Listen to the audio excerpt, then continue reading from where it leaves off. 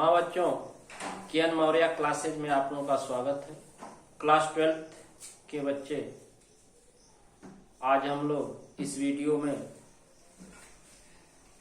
हरित क्रांति green revolution पढ़ेंगे। हरित क्रांति, father of green revolution world में एन बोरलांग हैं, जबकि भारत में MS स्वामीनाथन को श्रेय जाता है। जानते हैं कि भारत बच्चों कृषि प्रधान देश है। इसमें बहुत से 61% जनसंख्या, 60% जनसंख्या रोजगार की दृष्टि से कृषि पर ही आश्रित है। अपने भोजन पोषण के लिए कृषि कार्य करते रहते हैं। तो कृषि के क्षेत्र में वैज्ञानिक विधियों द्वारा, वैज्ञानिकों द्वारा अहम योगदान, इंक्रीज क्रॉप प्रोडक्शन हुआ,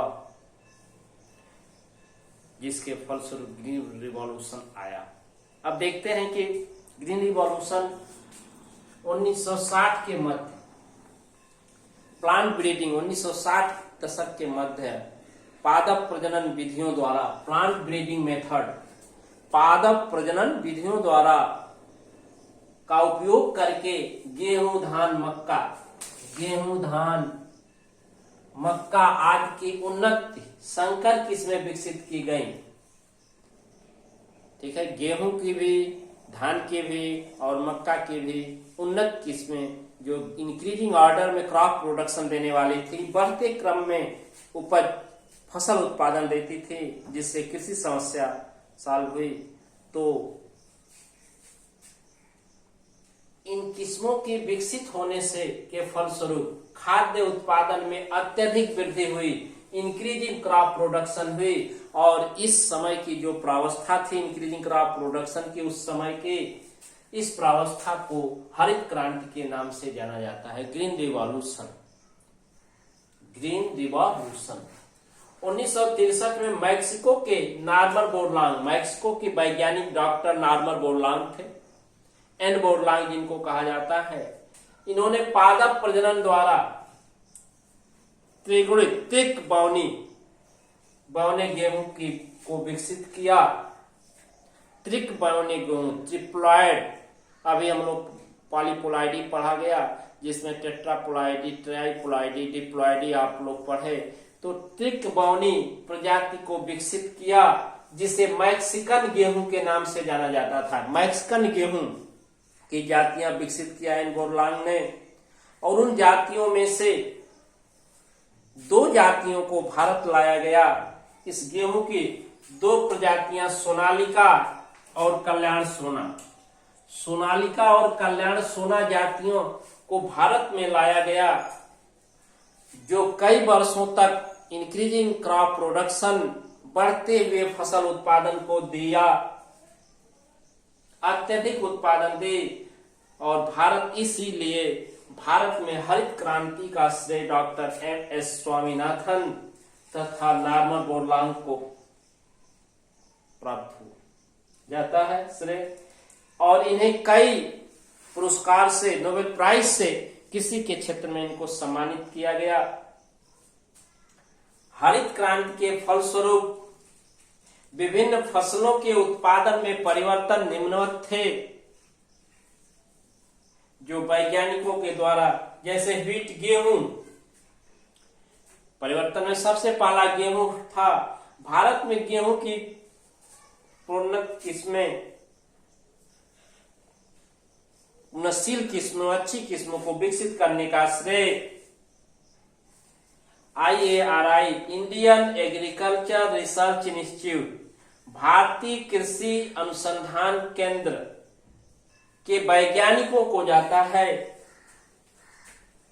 इंडियन एग्रीकल्चर रिसर्च इंस्टीट्यूट, भारतीय कृषि अनुसंधान केंद्र के वैज्ञानिकों को जाता है। और 1960 में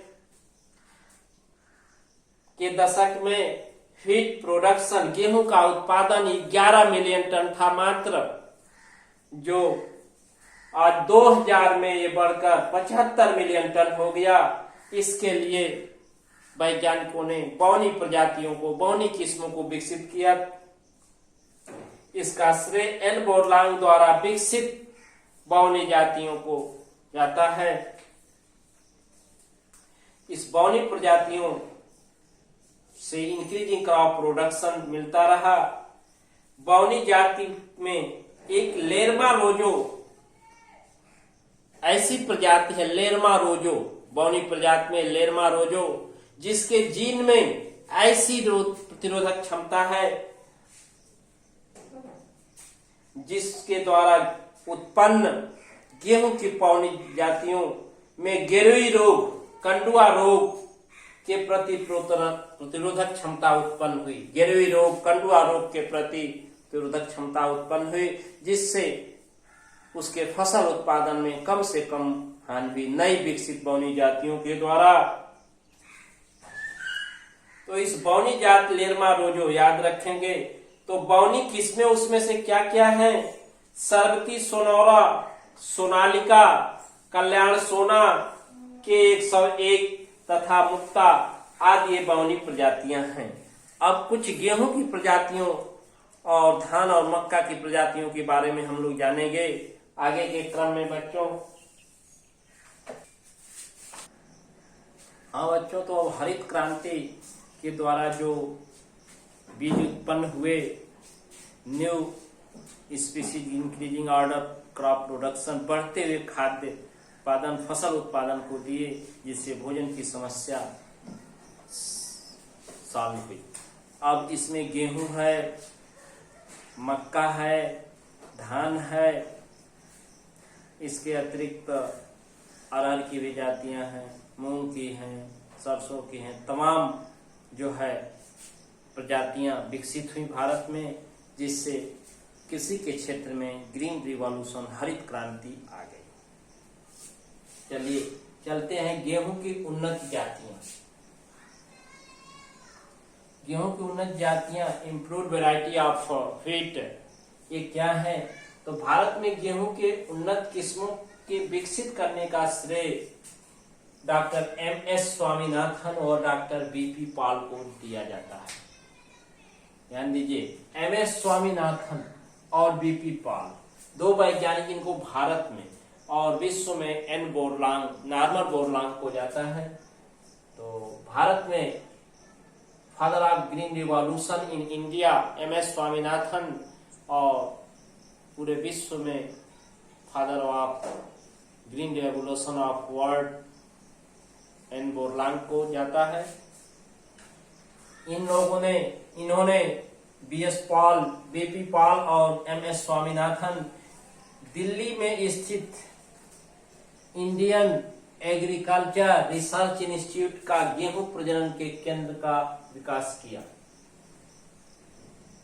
दिल्ली में स्थित इंडियन एग्रीकल्चर रिसर्च इंस्टीट्यूट, भारतीय कृषि अनुसंधान संस्थान का जो है गेहूं प्रजनन के केंद्र का विकास किया। भारत में विकसित किए गए गेहूं की प्रमुख जातियां जो हैं, जो भारत में गेहूं की जातियां विकसित की गई, उसमें से कुछ निम्न हैं। जैसे लेरमा रोजो, जिसमें जीन रस्ट डिजीज के प्रति प्रतिरोधक क्षमता होती है। लेरमा रोजो 64A, ये बावनी ड्रॉप वैरायटी है, बावनी किस्म है। ये क्या है? बावनी किस्म जो रेड स्मॉल सीड रस्ट रोधक, जो लाल छोटे दाने वाली होती है, लाल दाने की किस्म है, और इसके बीज जो होते हैं रस्ट रोधक होते हैं, कीट रोग के प्रति रेजिस्टेंट होते हैं, प्रतिरोधी होते हैं, उनसे लड़ने की एबिलिटी अर्थात वो रोग उत्पन्न नहीं कर पाते हैं। दूसरा है सोनालिका S308, ये भी अच्छी किस्म की प्रजाति है। कल्याण सोना, ये भी बावनी प्रजाति मध्यम श्रेणी का है।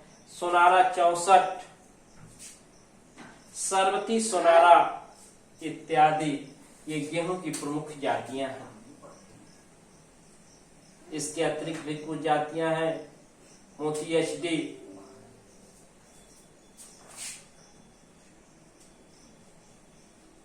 मोती, HD इत्यादि। अब इसी के साथ मक्का की उन्नत जातियां जो हैं, इंप्रूव्ड स्पीसीज ऑफ मेज। पहला है शक्ति। मक्का की एक शक्ति स्पीसीज है जो यूपी, MP राज्य, उत्तर प्रदेश, मध्य प्रदेश, राजस्थान में मुख्य रूप से उगाई जाती है। इसके दाने जो होते हैं हल्के पीले और मुलायम होते हैं, छोटे होते हैं, येलो कलर्ड होते हैं और सॉफ्ट इन नेचर होते हैं। इसकी प्रमुख जातियां हैं जैसे गंगा 5, गंगा 101, अंबर तथा DKI 1 प्रमुख हैं। DKI 1 प्रमुख ये मक्का की उन्नत जातियां हैं बच्चों। अब धान की उन्नत जातियां जो प्लांट ब्रीडिंग पादप प्रजनन विधियों द्वारा उत्पन्न की गई हैं। अब धान उत्पादन जो है 35 मिलियन टन से बढ़कर के 90 मिलियन टन हो गया है वर्तमान में। और central rice research institute Cuttack Orissa में है। केंद्रीय चावल जो है अनुसंधान केंद्र central rice research institute Cuttack Orissa में स्थित है। इसके द्वारा जो है कुछ जातियां विकसित की गई, जिससे इसको आपको बताया जा रहा है कि हाँ बच्चों, इस तरह से धान की जो पादप प्रजनन विधियों द्वारा जातियां उत्पन्न की गई थी वो अधिक से अधिक क्रॉप प्रोडक्शन इस समय दे रही हैं। पहले 35 मिलियन टन से 90 मिलियन टन तक अब पहुंच चुका है। और central rice research institute Cuttack Orissa में स्थित है। कुछ प्रमुख जातियां जैसे साबरमती, BC SY 55, जया, बाला CR 42 238 173, कृष्णा CR 46 ये धान की प्रमुख जातियां हैं। अब गन्ना की उन्नत जातियां जो है improved species of sugar cane research institute Coimbatore में स्थित है। शुगर केन रिसर्च इंस्टीट्यूट जो है कहाँ है? कोयम्बटूर में स्थित है। भारत में सैक्रम बारबेरी, सबसे पहले भारत में सैक्रम बारबेरी स्पीसीज की गन्ना बोई जाती थी, जिसमें कम शुगर शर्करा की मात्रा हुआ करती थी। उसके बाद इंप्रूव स्पीसीज सैक्रम ऑब्सिनेरम बोया गया। सैक्रम ऑब्सिनेरम में उससे अधिक गन्ना के जूस से शुगर शर्करा प्राप्त होती थी। अब इस समय जो है प्लांट ब्रीडिंग द्वारा सैक्रम बारबेरी और सैक्रम ऑब्सिनेरम दोनों के हाइब्रिडाइजेशन से, संकरण से, दोनों के क्रॉस कराकर, both cross by new species of sugar cane, दोनों के संकरण द्वारा गन्ना की नई जातियां उत्पन्न की गई हैं, जिसमें से COC 671, HM 658, CO 8152 तथा CO 997 प्रमुख प्रजातियां हैं। तो बच्चों, इस तरह से हम लोग प्लांट ब्रीडिंग द्वारा जो पादप प्रजनन विधियों द्वारा गेहूं की प्रजाति उत्पन्न की गई उसके बारे में टेट्रापोलाइड देखे, ट्राइपोलाइड, सीडलेस फ्रूट देखे, तमाम मेथड का यूज देखे और गेहूं की उन्नत जातियां, धान की उन्नत जातियां और गन्ने की उन्नत जातियां हम लोग पढ़े। अब इस तरह से प्लांट ब्रीडिंग के द्वारा ग्रीन रिवॉल्यूशन में काफी सहयोग मिला। इससे कृषि के क्षेत्र में हरित क्रांति आ गई। अब अगले वीडियो में हम लोग पढ़ेंगे। आगे के क्रम में वीडियो को पूर्ण रूपेण देखें। Thank you.